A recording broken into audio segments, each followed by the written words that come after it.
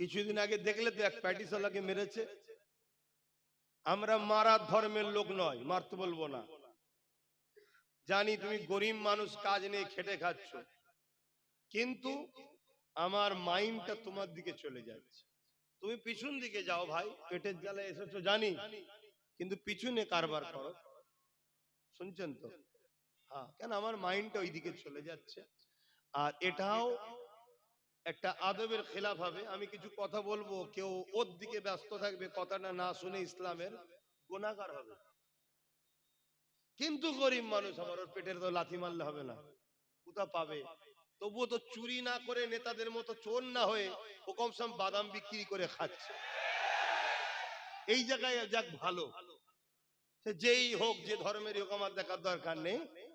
কমসে কম নেতাদের মতো চোর তো নয়। এতিম, গরিব, বিধবা, অসহায়, দেশের মাল হারামখোরগুলো যেভাবে খাচ্ছে, সে কাজ তো করেনি। কিন্তু আমি অনুরোধ করব ভাই, আপনি একটু সাইডে সাইডে করেন, তাহলে আমার মাইন্ডটাও ঠিক থাকবে। তো যাই হোক ভাইয়েরা আমার, কি কথা বলছিলাম বলবেন তো? হ্যাঁ, আমাদের অনেকবার অনেক জায়গায় আমাদের ছেলেদের ব্যবসা করতে যাওয়ার জন্য মেরে দিয়েছে। তোমাদের এই দত্তপুকুরে মনে আছে, কোন এক মেলাতে ক্লাবের মধ্যে ঢুকে গলায় দড়ি দিয়ে মেরে দিয়েছে। তোমরা হয়তো অনেকে ভুলে গেছিলে, আজকে বললাম বলে মনে পড়লো। ঠিক করে বলো, স্মরণ ছিল দিয়ে? কিন্তু আমি ভুলিনি, আমি ভুলিনি। আর এই সব কিছুর জন্য দোষী আমার কম, অন্য কাউকে আমি দোষ দেবো না, অন্য কাউকে দোষ দেবো না। চোরের কাজ চুরি করবে, ডাকাতের কাজ ডাকাতি করবে, বাড়িওয়ালা যদি দোষ না করে, চোর ডাকাত চুরি করতে পারে না। আমরা দোষ করেছি, ঘরের দরজা খুলে শুয়েছি, আর ঘরে মাল আছে, কানে কানে সবাইকে শুনি। ওই পুকুরে যে বলেছে বুবু জানিস, তোর ভাবি, তোর দাদা আজকে আমাকে 5 ভরির একটা হাড় দিয়েছে, ওইটা চলে গেল একদম পুরো দ্রুত খবর। তাহলে চোর তো আসবেই। কি? তাহলে দোষ আমরা করছি। ঠিক তেমনই রাজনীতির ক্ষেত্রেও দোষ আমরা করেছি, তাই আজকে আমরা চারিদিকে খুন হচ্ছি, মার খাচ্ছি। আমি ছোট্ট একটা কথা বলে আবার ওইদিকে চলে যাচ্ছি। এমন একটা প্ল্যান তৈরি করা হচ্ছে, সাপ দেখলে আমরা কি করি? জোরে বলো, কেন মারে? কেন মারে? আমরা তো হাঁস মুরগি দেখলে তো মারি না, সাপ দেখলেই মারি কেন? তাহলে ছোটবেলা থেকে আমাদের মেন্টালিটিতে ছোটবেলা থেকে ট্রেনিং দেওয়া হচ্ছে, বাপ মা প্রতিবেশী সবাই, কি সাপ বিষাক্ত জিনিস, ক্ষতিকারক জিনিস, মেরে ফেলতে হয়। আর মুরগি হাঁস মারার জিনিস নয়, ছোটবেলাতে ট্রেনিং। তোমরা জানো কি জানো না, তোমাদের পিছনে হাজারো স্কুলে, হাজারো জায়গায় একটা সমাজ ট্রেনিং দিচ্ছে, মুসলমান হলো সাপের থেকেও বিষাক্ত। যেমন সাপ দেখলে মেরে ফেলতে হয়, ছোট্ট ছোট্ট বাচ্চাদেরকে এখন থেকে ট্রেনিং দেওয়া হয়েছে। তারা আজকে অনেক বড় হয়ে গেছে, এখনো ট্রেনিং চলছে, মুসলমান দেখলে মেরে দাও। তোমাদের তো হুঁশ নাই ভাই, তোমাদের তো খেয়ালই নাই। সমাজে ট্রেনিং দেওয়া হচ্ছে, মুসলিম মেয়েদেরকে রেপ করলে পাপ হয় না, পুণ্য হয়। মুসলিম মেয়েদেরকে তুলে নিয়ে আসো, চাকরি দেওয়া হবে। গল্প বলছেন, আমাকে সব ভিডিও আছে। কিন্তু তোমাদের তো হুঁশ নাই, তোমাদের একটাই খেয়াল, আমার চোর নেতা আর 5 বছর কি করে থাকবে, এর জন্য নিজের কমকে খুন করতে হয় কর, ঘর ভাঙতে হয় ভাঙ, যা করতে হয় কর, তাতে আমি জাহান্নামে যাই তাও ভালো, আমার নেতা যেন 5 বছর বেঁচে থাকে।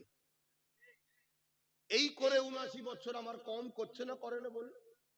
79 বছর ধরে এই কাজেই লেগে আছে আমার কম, কখনো একে, কখনো ওকে, কখনো একে, এই করে বেড়াচ্ছে। একবারও ভাবলো না কমসে কম আমার বাচ্চার কি হবে, আমার নতুন প্রজন্মের কি হবে। আরে আমি ইসলামের যদি উপকার করতে নাও পারি, আমার ইসলামের ক্ষতি যেন না হয়ে যায়, এটাও তো ভাবা দায়িত্ব আছে না? কিন্তু আজ একটু হলেও যুবকরা জাগেছে, তাই তো নাকি? কিন্তু আমার তো ভয় হচ্ছে, তোমাদেরকে আবার নতুন করে বিভিন্ন প্ল্যানে কিনে লিয়া হবে না তো? আবার তোমাদের মাইন্ডকে ডাইভার্ট করে দেওয়া হবে না তো? কেন এখন এআই এর সময়, ভিডিও এডিট করার সময়, গলার ভয়েস চেঞ্জ করার সময় আব্বাস সিদ্দিকীকে নিয়ে নানা রকম চক্রান্ত করা চলছে না চলে না? তারপরে আবার এমনও হতে পারে কালকে, শুনছেন, কালকে আমার থেকে তোমাকে সরাবে বলে আবার নতুন কোন মুসলমানদের মাসিয়াকে দিয়ে দল খুলিয়ে দিতে পারে, যে 10 জন আছে 5 জন 5 জন করে দে, সেও মরবে আমিও মরবো, 10 জন এক জায়গায় হলে বেঁচে যেতাম। এর মতো প্ল্যান পরিকল্পনা হতে পারে না? পারে না? এই সব কিছু চিন্তা করে আমি ঘুরে বেড়াই, এই সব চিন্তা করি ঘর দিন রাত ধরে। আমি একটা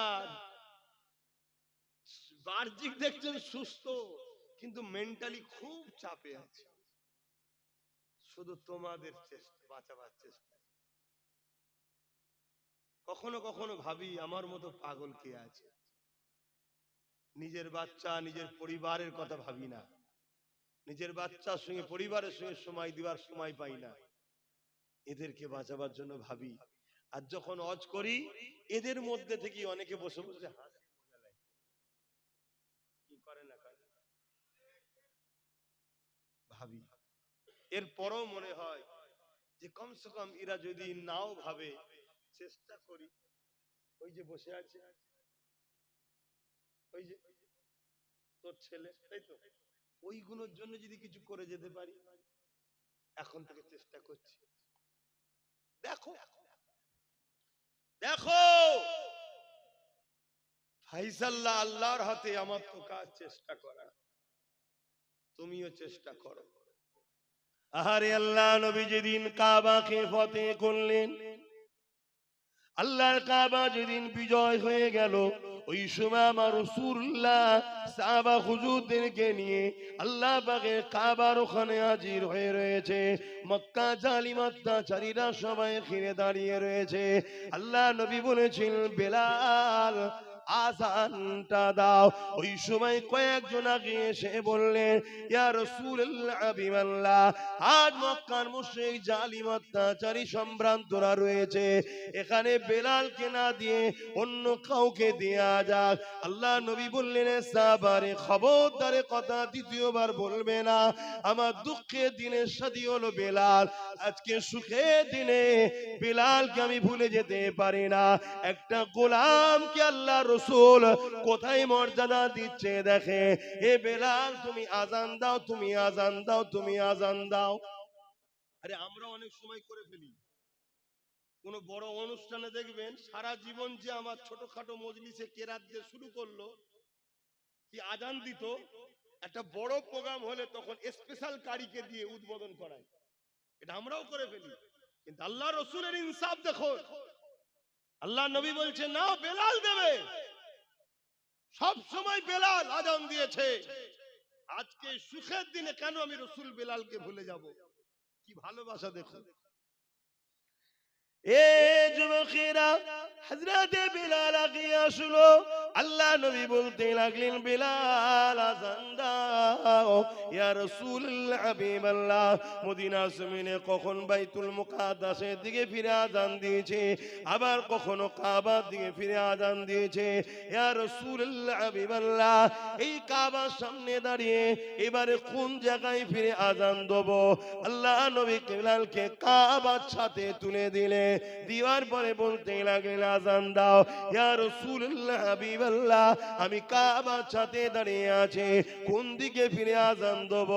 আল্লাহ নবী বলেছিলেন, বেলাল রে, কাবার কাবা তোমার রাসূলের দিকে মুখ করে আযান দাও। আরো জোরে বলুন সুবহান।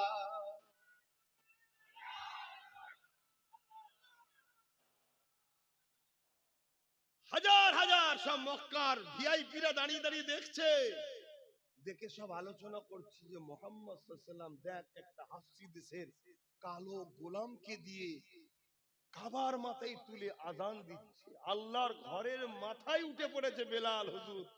কিসের বাদাউলতে? মুহাম্মদ সাল্লাল্লাহু আলাইহি ওয়াসাল্লামের গোলামির পাওয়ারে। জোরে বলুন সুবহানাল্লাহ। এ যুবক, তোমরা আমার নবীর গোলাম হয়ে যাও। আল্লাহ তোমাকে কোথা থেকে কোথা নিয়ে যাবে তুমি ভাবতে পারবে না। এমন কোন রাত যেন তোমার না যায় নবীর উপরে দুরূদ পড়ে তুমি ঘুমাচ্ছ না। মনে থাকবে তো? যখনই একা হবে তুমি মিস করো, স্মরণ করো তোমার নবীর কথা। যাহারে সারা জীবন নবী আমার আমাদের জন্য কেঁদেছে, আজও নবী আমার রওজা মোবারকে আমার আপনার জন্য কাঁদতেছে। এইভাবে তুমি স্মরণ করো আল্লাহ নবী আমাদেরকে কত পিয়ার করেছে, আল্লাহ নবী আমাদেরকে কত ভালোবেসেছে, সারা জীবন নবী আমাদের জন্য কেঁদেছে। হে যুবকেরা, তরুণেরা, বাপেরা, আজও নবী আমাদের জন্য কাঁদতেছে। আল্লাহ নবী ইনসাফের জন্য কত কষ্ট করেছে, আল্লাহ নবী ইনসানিয়াতের জন্য কত কষ্ট করেছে, আল্লাহ নবী ন্যায়কে প্রতিষ্ঠিত করার জন্য কতটা কষ্ট করেছে। এইগুলোকে তুমি স্মরণ করো। সেই নবীর উম্মত হয়ে আমি গান শুনতে যাব না, সেই নবীর উম্মত হয়ে আমি ফাংশনে যাব না, সেই নবীর উম্মত হয়ে আমি পরের হক মারব না, সেই নবীর উম্মত হয়ে আমি শরাব পান করব না, সেই নবীর উম্মত হয়ে নবী যেটা নারাজ করে ওই কাজ আমি করব না। আমার নবীর দুশমন যারা তাদের সঙ্গে আমরা দলও করব না।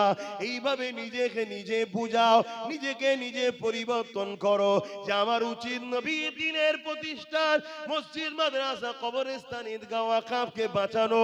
তা না করে যে মিটাতে চাইছে তাদের সঙ্গে সাথ দিতে পারবো না। এইভাবে নিজেকে নিজে বুঝাও, শুধু পরিবর্তন হবে তা নয়। এই যুবকেরা, তরুণেরা, আল্লাহ পাক তোমাকে একটা রুহানি ক্ষমতা দেবে, ইমানি ক্ষমতা দেবে।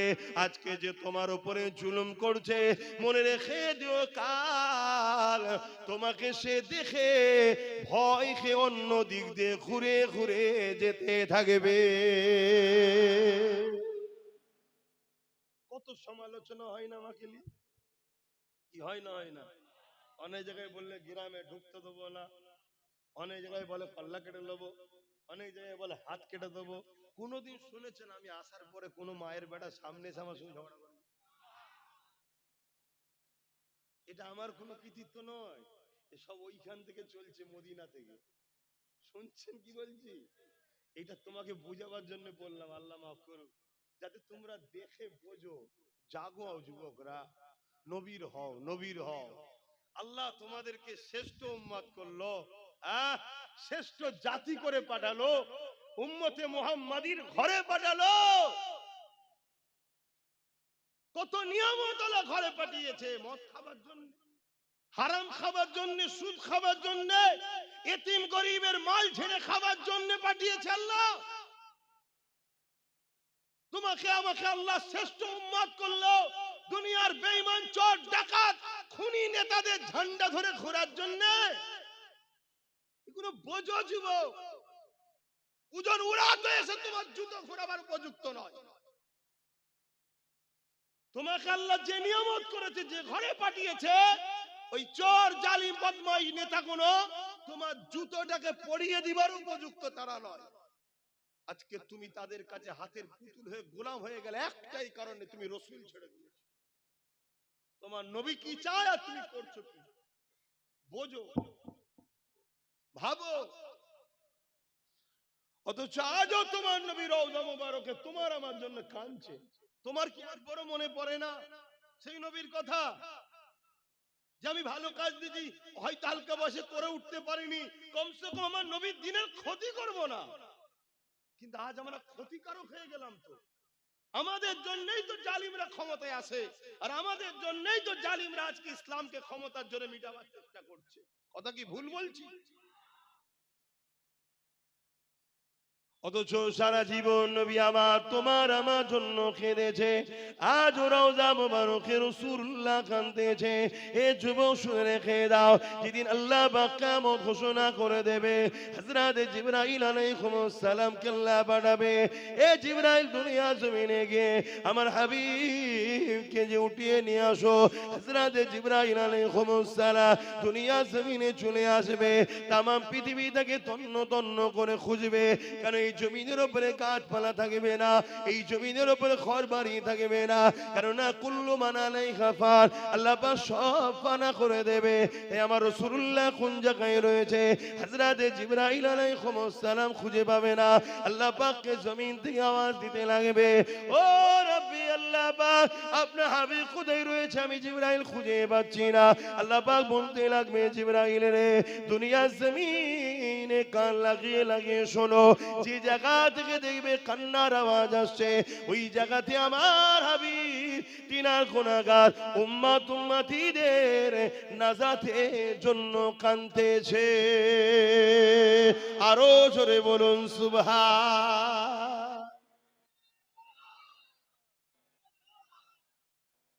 একবারও কি তোমার চোখ দিয়ে সেই নবীর জন্য পানি পড়েছে?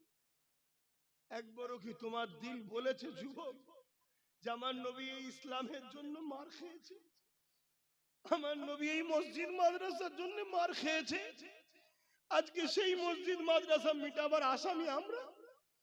আমরাই যে সরকারকে জিতালাম, সে সরকার আজকে মসজিদ মাদ্রাসার সঙ্গে গাদ্দারি করলো না? করলো না?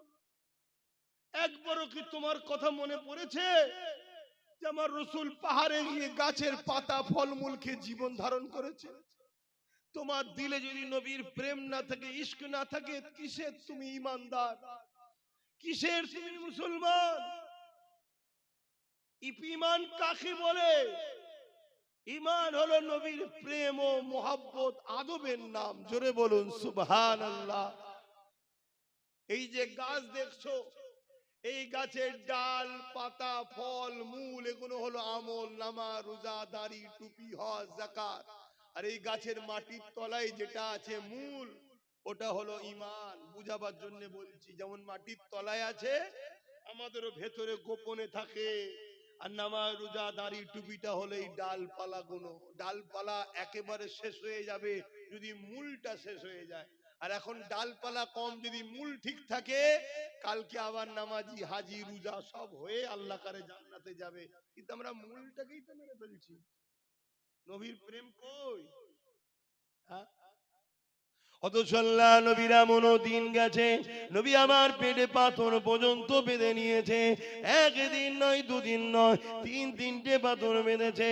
অথচ যিনাকে আল্লাহ পাক কুল কায়নাতের মালিক করেছে, দুনিয়া আজ তুমি আমি যা খাই, এ যুবকেরা মন দিয়ে শোনো গো, দুনিয়ার কাছে আমি চ্যালেঞ্জ দিচ্ছি, চ্যালেঞ্জে আসো। দুনিয়াকে আমি চ্যালেঞ্জ দিচ্ছি, চ্যালেঞ্জে আসো। তামাম পৃথিবীতে যে যা রিজিক পায়, এই রিজিকের বন্টন মদিনাওয়ালা মদিনা থেকে হয়। অবশ্যই রিজিকের মালিক হলেন আল্লাহ, কিন্তু আল্লাহ পাক আমার রাসূলকে বন্টনকারী করেছে। আল্লাহ পাক সেখানে পাঠায়, সেখান থেকে কায়নাতে বন্টন হয়। তাহলে বলো তো দেখি, সেই নবী পাক 3 দিন পেটে পাথরে বেঁধে কাটিয়েছে। নবী পাকের দরবারে একজন গরীব এসেছে, ইয়া রাসূলুল্লাহ, হাবিবাল্লাহ, আমার 2 দিন খাওয়া হয়নি। আল্লাহ নবী 3 দিন খাওয়া হয়নি। সে বলছে 2 দিন খাওয়া হয়নি। আল্লাহ নবী তাকে বলেন আমার 3 দিন খাওয়া হয়নি। নবী তাকে সাথে করে নিয়ে নিজের কলিজার টুকরি বেটি ফাতেমার ঘরে গেছে। ফাতেমাকে গিয়ে সালাম দিয়ে বলতে লেগেছে, এ ফাতেমা রে, তোমার ঘরে কি কিছু খাবার আছে? একজন গরিব এসেছে, যার 2 দিন খাওয়া হয়নি, তোমার কি ঘরে কিছু রয়েছে? হযরতে ফাতেমা বলতে লাগলে, ইয়া রাসূলুল্লাহ, হাবিবাল্লাহ, আব্বা জান আপনি বসেন, আমি খাবারের ব্যবস্থা করে দিচ্ছি। আল্লাহ নবী বসলেন। ওই গরিব মানুষটা যে 2 দিন খায়নি, সে বসে রইল। হযরতে ফাতেমা ঘরের ভেতরে গেলেন, ও নামাজের মুসাল্লা নিলে, উযু করলেন, নামাজের মুসাল্লা নিলে, ওই নামাজ পড়তে শুরু করলে। আরে নবী পাক খাবারের কথা বলেছে, ফাতেমা নামাজ পড়তে লেগেছে। ওই নামাজেতে খাতুনে জান্নাত হাত তুলে বলতে লেগেছে, ও রব্বি আল্লাহ পাক, আমি ফাতেমাকে 3 দিন আপনি খাওয়াননি, আমি ফাতেমাও খুশি নয়, আপনার উপরে রাজি রয়েছি। আমি ফাতেমার স্বামী আলী 3 দিন খাইনি, আমার আলী আপনার উপরেও খুশি নয়, রাজি। আমার হাসান হোসেন 3 দিন খাইনি, আমি হাসান হোসেনও রাজি আপনার উপরে। তবে আল্লাহ পাক আমার দরবারে এমন একজন মেহমান নিয়ে এসেছে, তিনি যদি জানতে পেরে যায় ফাতেমা 3 দিন খায়নি, মনে দুঃখ নিয়ে ঘরে ফিরে যাবে। আমি আমার আব্বাকে দুঃখ দিতে চাই না। আমার আল্লাহ হাবিবুল্লাহ জন্য কিছু খাবার আপনি ব্যবস্থা করে। আমার আল্লাহ আওয়াজ দিয়ে দিলে, হে জিবরাইল জমিনে চলে যা, জমিনে চলে যা, জান্নাত থেকে খাবার ভর্তি খাঞ্চা নিয়ে চলে যা। আমার ফাতেমা দরবারে গিয়ে ওই জান্নাতি খানা খেয়ে পৌঁছে দে। আরো জোরে বলুন সুবহান।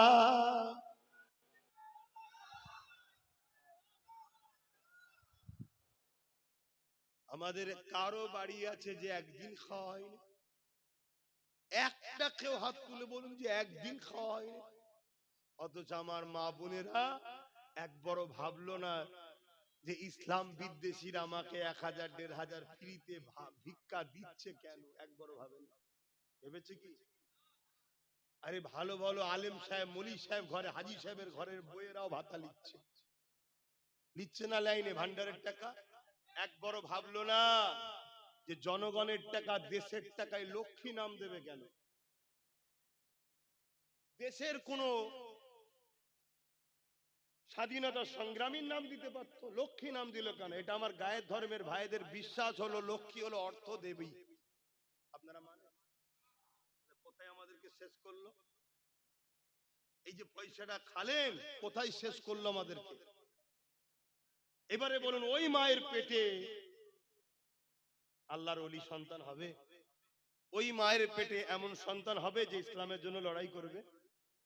ওই মায়ের পেটে তো ওই সন্তানই হবে যে বড় হয়ে ইসলামের দুশ্মনদেরকে মিটাবার জন্য মুসলমানদের নামে কেস করবে, মুসলমানদের ঘর ভাঙবে, মুসলমানদের উপরে জুলুম করবে। এমন নেতা তৈরি হবে না? হবে না? এই কথা কোনো বলছি, কষ্ট নিচ্ছেন? এটা যদি শুনে আমার 10টা মা পরিবর্তন হয়, ওই 10টা মায়ের ঘরে আল্লাহ এমন সন্তান দেবে যে সন্তান তার মায়ের পায়ের তলাতে জান্নাত জেনে তার পায়ে কদমমুশি করবে, তার উপরে ঝগড়া জুলুম করবে না। কথা কিছু বুঝতে পারছে? আজান হচ্ছে আপনাদের মহল্লায়? আপনাদের মহল্লায় হলে বলবে শুরু হয়েছে। আচ্ছা, আজানটা হয়ে যাবে। আপনাদের যদি ধৈর্য থাকে বসুন, আর না এই সুযোগে চলে যান। কারণ অনেকে দেখি আজান দিলেই পালায়।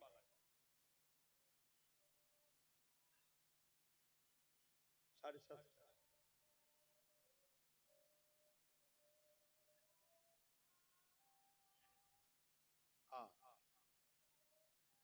এই আজান আগামী দিন আর শুনতে পাওয়া যাবে কি সন্দেহ আছে?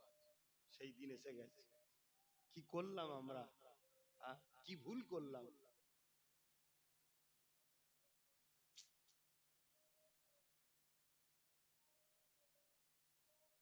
সাল্লাল্লাহু আলাইহি ওয়াসাল্লাম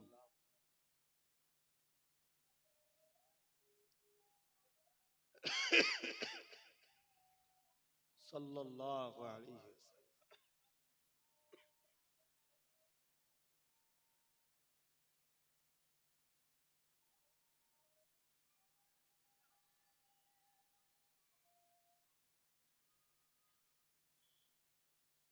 লা হাওলা ওয়ালা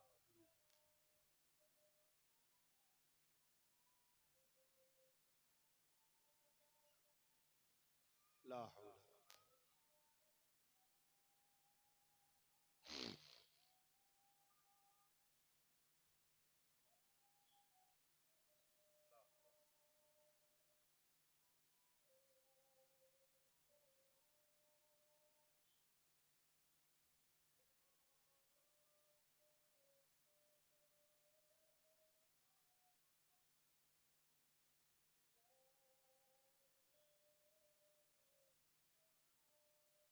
اللهم رب هذه الدعوة التامة والصلوات القائمات محمد الوسيلة الفضيلة الدرجة ربي واسقه مقام محمود الذي إنك لا إله. درود شريف اللهم صل على